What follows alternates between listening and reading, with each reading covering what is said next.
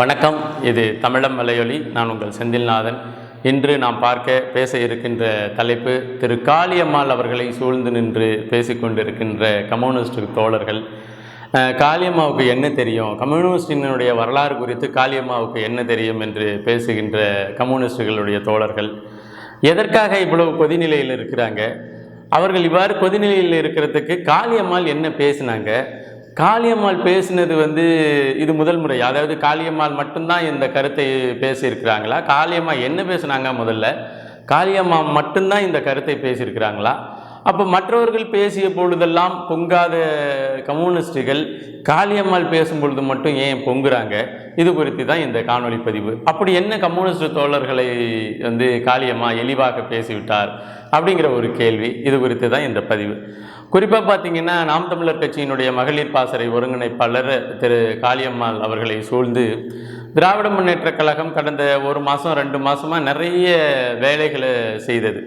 அதாவது அவதூறுகளை பரப்பியது. காளியம்மா அங்கே போய் சேர போகிறாங்க, இங்கே போய் சேர போகிறாங்க, அந்த கட்சியில் சேர போகிறாங்க, இந்த கட்சியில் சேர போகிறாங்க அப்படின்னு சொல்லிட்டு அந்த திராவிட ஹைனாக்கள் அப்படின்னு சொல்லுவோம் இல்லையா? அதாவது இந்த படத்தில் வர்ற ஒரு ஹைனா மாதிரியான செயல்பாடுகளில் இந்த திராவிட முன்னேற்ற கழகத்தினுடைய ஐடி விங்கு, இன்னும் முக்கிய பொறுப்பாளர்கள், இன்னும் முக்கிய தளபதிகள், தலகர்த்தர்கள் எல்லாம் வேலை செஞ்சாங்க.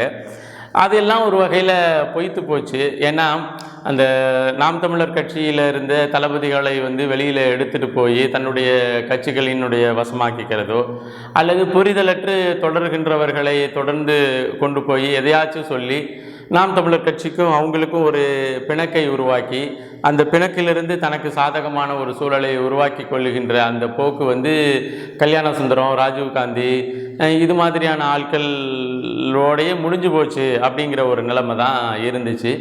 அந்த தந்திரங்களை திரும்ப காளியம்மா அவர்கள் மீதும் திராவிட முன்னேற்ற கழகத்தினுடைய இணையதள பாசறையும் சரி, அந்த பாசறைக்கென்று இணையதளத்தில் ஒரு உளவியலை கட்டமைக்கின்ற 200 ரூபாய் உடன்பிறப்புகளும் சரி ஒரு வேலையை செய்தாங்க. உங்களுக்கு தெரியும், கடந்த 2 மாதங்களாக காளியம்மா அவர்களை சீமான் அவர்கள் இப்படி பேசிட்டாரு, இப்படி சொல்லிட்டாரு, காளியம்மா வெளியில் வர போகிறாங்க, காளியம்மா சிங்கப்பூரில் போய் பேரம் பேசிட்டாங்க, காளியம்மா இந்த கட்சியில் போய் சேர போகிறாங்க, இந்த கட்சியில் சேர போகிறாங்க அப்படின்னு நிறைய அவதூறுகள்னு சொல்ல முடியாது, திட்டமிட்ட பரப்புரைகளை பண்ணிக்கிட்டு இருந்தாங்க.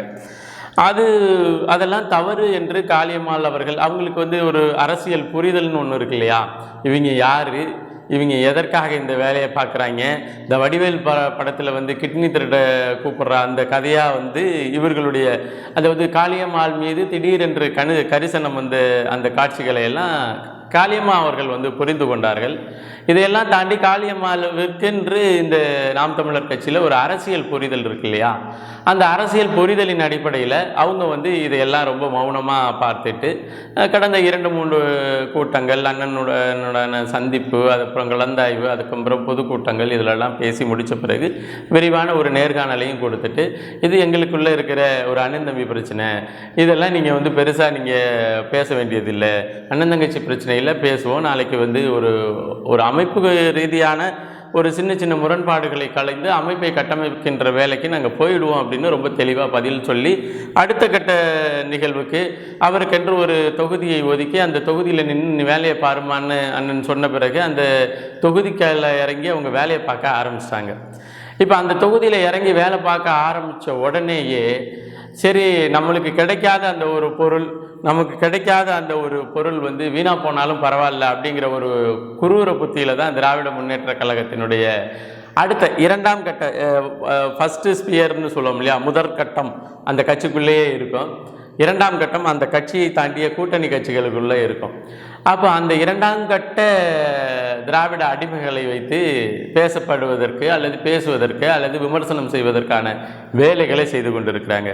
காளியம்மா அப்படி என்ன பேசுனாங்கன்னா, ஒரு நேர்காணலில் பேசிய பேச்சு, கம்யூனிஸ்டுகள் பெரும்பாலும் அதாவது பழைய கம்யூனிஸ்டுகளினுடைய தியாகம், பழைய கம்யூனிஸ்டுகளினுடைய அந்த நேர்மையான தன்மை, ஜீவானந்தம் போன்றவர்கள், கக்கன் போன்றவர்கள் அவர்கள் நடந்து கொண்ட அந்த ஒரு கம்யூனிஸ்டுக்கென்று உள்ள ஒரு கௌரவம், அதெல்லாம் சமகாலத்தில் வந்து கம்யூனிஸ்டுகள்கிட்ட எதிர்பார்க்க முடியாது. இன்னும் சொல்ல போனால் கம்யூனிஸ்டுகள் என்ற பெயர் வந்து இது காலத்தில் வந்து கமிஷனிஸ்டுகளாக மாறி போயிடுச்சு அப்படின்னு திரு காளியம்மாள் அவர்கள் பேசியிருக்கிறாங்க, சகோதரி காளியம்மாள் அவர்கள். அப்போ அந்த சொல்லாடல்களை எதிர்கொண்ட இவர்கள் வந்து நாங்கள் அப்படியா, நாங்கள் எப்படியா, அதுலேயும் வந்து நிறைய நபர்கள், நம்ம குறிப்பாக ஒரு சில பேர் வந்து சொன்ன கருத்துக்களை மட்டும் நம்ம சொல்லுவோம். வாசுகி முருகேசன் அப்படின்னு சொல்லக்கூடிய ஒருத்தர், ஒரு அம்மா, அவங்க வந்து கம்யூனிஸ்ட் கட்சியினுடைய மகளிர் பாசறையில் ஏதோ ஒரு பொறுப்பில் இருக்கிறாங்க. அவங்க என்ன சொல்லியிருக்கிறாங்கன்னா, நாங்கள் கம்யூனிஸ்டுகளை பற்றி திரு காளியம்மாள் அவர்களுக்கு என்ன தெரியும், கம்யூனிஸ்டுகள் வந்து மேடை இல்லாமல், கேமராக்கள் இல்லாமல், எந்தவித விளம்பரங்களும் இல்லாமல் ஒரு போராட்டத்தை எடுத்து அது மக்களுக்காக போராடுகின்ற வல்லமை உடையவர்கள் கம்யூனிஸ்டுகள். இந்த கம்யூனிஸ்டுகளை பற்றிய வரலாறு எதுவுமே தெரியாது காளியம்மாள் அவர்களுக்கு. அதனால் காளியம்மாள் வந்து கம்யூனிஸ்டுகளை பார்த்து கமிஷனிஸ்டுகள் என்று பேசுவதில் வந்து எந்தவித நியாயமும் இல்லை. காளியம்மாள் மாதிரியான ஆட்கள், அந்த கட்சி மாதிரியான கட்சிகள் வருங்காலத்தில் காணாமல் போயிடும். இது போன்ற ஒரு சொல்லாடலை திரு வாசுகி முருகேசன் அவர்கள் வச்சிருக்கிறாங்க. ஒரு பதில் உரையாக எதுலேயோ பண்ணி அதில் வச்சுருந்தாங்க. அதன் பிறகு கம்யூனிஸ்ட் கட்சியை சார்ந்த தோழர் அவர் வந்து இந்த இணையதளத்திலையும் காட்சி ஊடகத்தினுடைய விவாதத்திலையும் அவரை நம்ம பார்த்துருப்போம். ஒரு பேர் கூட எனக்கு மறந்து போயிடுச்சு, கம்யூனிஸ்டுகள் பேர் மறந்து போயிடுச்சு, அவ்வளோதான். அவர் என்ன பேசியிருந்தார்னா, காளியம்மாள் என்ற நபருக்கு கம்யூனிஸ்டுகளினுடைய வரலாறு என்ன தெரியும், கம்யூனிஸ்டுகள் குறித்தான பார்வை காளியம்மாவுக்கு என்ன தெரியும், அவங்கெல்லாம் இப்படி இருந்தாங்க, சீமான் வந்து அப்படி செஞ்சுட்டாரு, இப்படி செஞ்சார், சீமானுக்கே கம்யூனிஸ்டுகளை பற்றி தெரியாது, சீமானுக்கே கம்யூனிஸ்டுகளை பற்றி தெரியாதப்போ காளியம்மாவுக்கு எப்படி கம்யூனிஸ்டுகளை பற்றி தெரியும் அப்படின்னு அவர் பேசியிருக்கிறாரு. அதெல்லாம் தாண்டி அதன் பிறகு கம்யூனிஸ்டுகள் கட்சியினுடைய வேட்பாளராக இருந்தவர்கள் பல பேர் வந்து இணையதளத்தில் காளியம்மாவை நாங்கள் விடமாட்டோம், காளியம்மா இனி எந்த தேர்தலிலும் எந்த இடத்திலையும் நிற்கும் பொழுது கம்யூனிஸ்டுகளினுடைய அந்த வீரியமான ஆர்ப்பாட்டத்தையும் போராட்டத்தையும் பார்க்க நேரிடும் அப்படின்னுலாம் பேசியிருக்கிறாங்க. உண்மையில் பேசிய அந்த பேச்சு, அதாவது கம்யூனிஸ்டுகள் வந்து கமிஷனிஸ்டுகளாக மாறிப்போனார்கள் என்று பேசிய அந்த பேச்சு வந்து கண்டிக்கத்தக்கது, வருந்தத்தக்கது. அது மாதிரி காளியம்மா அவர்கள் பேசியிருக்கக்கூடாது அப்படின்னெல்லாம் ஒன்றுமே கிடையாது. அதாவது கம்யூனிஸ்ட் கட்சியினுடைய மாநில தலைமை இந்த சட்டமன்ற தேர்தலும் சரி, அடுத்து பாராளுமன்ற தேர்தலிலும் சரி, திராவிட முன்னேற்ற கழகத்தோடு கூட்டணி அமைக்கும் பொழுது அந்த கூட்டணிக்காக வேலை செய்வதற்கு எத்தனை கோடி ரூபாயை பெற்றுக்கொண்டு தான் வேலை செய்கிறது என்று அந்த கம்யூனிஸ்ட் கட்சியினுடைய மாநில தலைவராக இருக்கின்றவர் வெளிப்படையாக பதில் சொன்னார். முன்னாடி 28 கோடினார், இன்னொருத்தர் முத்தரசன் மாதிரியான ஆட்கள் வந்து 53 கோடி என்று சொன்னாங்க.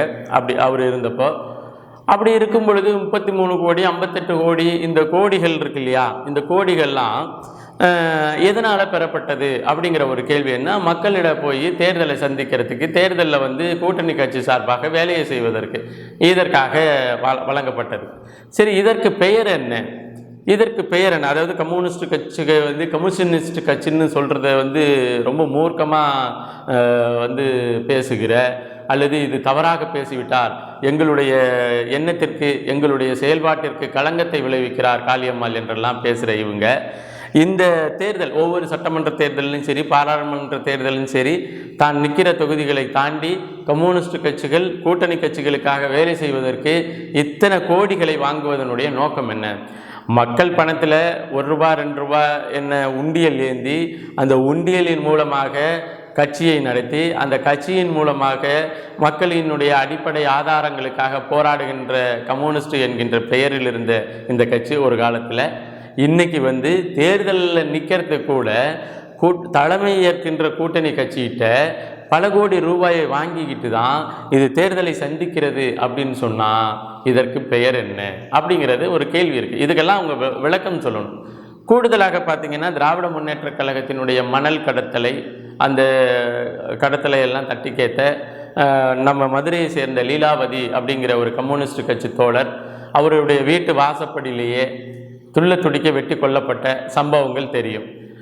அந்த வெட்டி கொல்லப்பட்ட சம்பவம் எதனால் நடந்தது, அந்த சம்பவத்தை செய்தவர் யார், அந்த செய்தவரினுடைய கட்சி என்ன, அந்த கட்சி இந்த மாநிலத்தில் என்ன வேலையை செய்து கொண்டிருக்கிறது என்றெல்லாம் தெரியும்.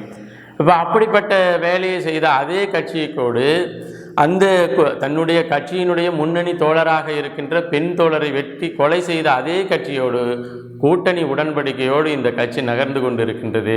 இந்த கட்சியினுடைய நகர்த்தலுக்கு, இந்த கட்சிக்கு கூட்டணிக்கு வேலை செய்வதற்கு காசு வாங்கி கொண்டு வேலை செய்கின்ற இந்த பேச்சை, இந்த செயலை கம்யூனிஸ்ட் கட்சி என்று சொல்வதா இல்லை கம்யூனிஸ்ட் கட்சி என்று சொல்வதா என்ற கேள்விக்கு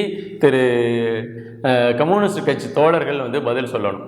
அதே போல தான் இப்போது மதுரையில் நின்ன சு வெங்கடேசன் அவர்கள் தன்னுடைய பாராளுமன்ற தொகுதிக்கு உட்பட்ட பல்வேறு வேலைகளை தனக்கு நாடாளுமன்ற உறுப்பினராக தனக்கு ஒதுக்கப்படுகின்ற அந்த நிதியின் மூலமாக செய்கின்ற அந்த பொழுது அவர் என்ன செய்கிறாரு, அந்த கட்சியினுடைய நடுமைக்கு, அதாவது கட்சியினுடைய மையத்துக்கு எவ்வளவு காசு போகுது, கட்சியினுடைய வேலையை செய்கிறவர்களுக்கு என்ன காசு போகுது, எவ்வளவு காசு போகுது, இந்த புள்ளி விவரங்களை, இந்த விவரங்களை எல்லாம் கம்யூனிஸ்ட் கட்சி வெளிப்படையாக தெரிவிச்சிச்சுன்னா நீங்கள் கம்யூனிஸ்ட் கட்சி தான், கம்யூனிஸ்ட் கட்சி இல்லை. இங்கே பாருங்கள், அவங்க வாங்கின ஒவ்வொரு ரூபாயை கூட வெளிப்படையாக சொல்லி கொடுத்துட்டு இருக்கிறாங்க. இவங்களை போய் நம்ம அது மாதிரி சொல்லலாமா அப்படிங்கிற எண்ணம் வரும். அப்படி எதுவுமே செய்யலை. நீங்கள் அதெல்லாம் விடுங்க. இன்றைக்கி ஒவ்வொரு ஊர்லேயும் இருக்கிற கம்யூனிஸ்ட் கட்சி தோழர்கள் ஒரு குவாரி நடந்துக்கிட்டு இருக்கு, அந்த குவாரியை எதிர்த்து ஆர்ப்பாட்டம் போராட்டம் பண்ணுறாங்க. அதன் பிறகு என்னென்னா, அந்த குவாரி நடத்துகிற முதலாளி யாருன்னு பார்க்குறாங்க. இவங்க எவ்வளோ தூரம் போராடுறாங்க, எவ்வளவு தூரம் ஆர்ப்பாட்டம் பண்ணுறாங்க அப்படிங்கிறத பார்த்து கொண்டு அதற்கு தகுந்தார் போல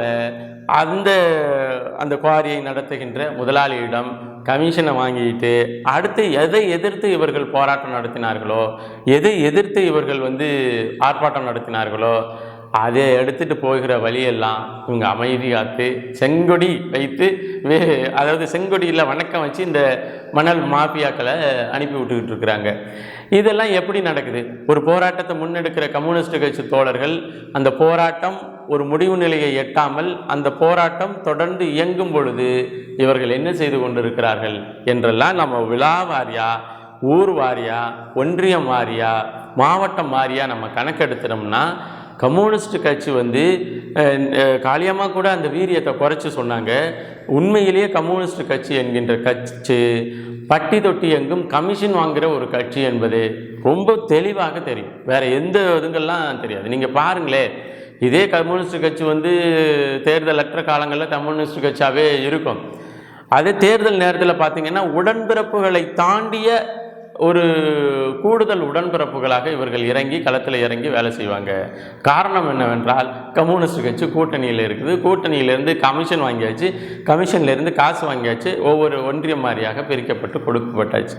இது போன்ற வேலைகளை செய்கின்ற இவர்களுக்கு காளியம்மா என்ற ஒரு நபர், நாம் தமிழர் கட்சியினுடைய முக்கிய பொறுப்பாளர், அதே போல் தமிழ்நாடு முழுமைக்கும் தெரிந்த ஒரு புரட்சிகர அரசியல்வாதி என்பதன் அடிப்படையில் அவங்க சொன்ன உடனேயே இவங்களுக்கு கோபம் வந்துடுச்சு. இதே கருத்தை பல அரசியல்வாதிகள் பல மேடைகளில் கம்யூனிஸ்ட் கட்சிக்கு எதிராக முழங்குகின்றவர்கள் பல மேடைகளில் வைத்திருக்கிறாங்க.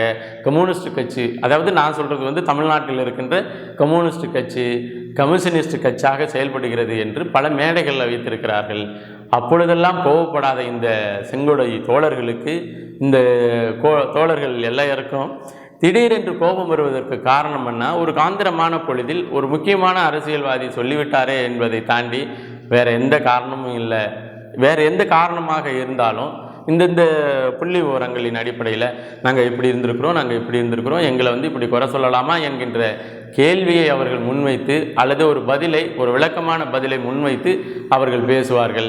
அதையெல்லாம் தாண்டி ஒரு பொத்தாம்பொதுவாக ஒரு அவதூறுகளை பேசும் பொழுது உண்மையிலேயே கம்யூனிஸ்ட் கட்சி தமிழ்நாட்டில் ஒரு கம்யூனிஸ்ட் கட்சியாக தான் நகர்கிறது என்பதை பதிவு செய்து மீண்டும் ஒரு காணொளி பதிவில் இணைவோம். நன்றி, வணக்கம்.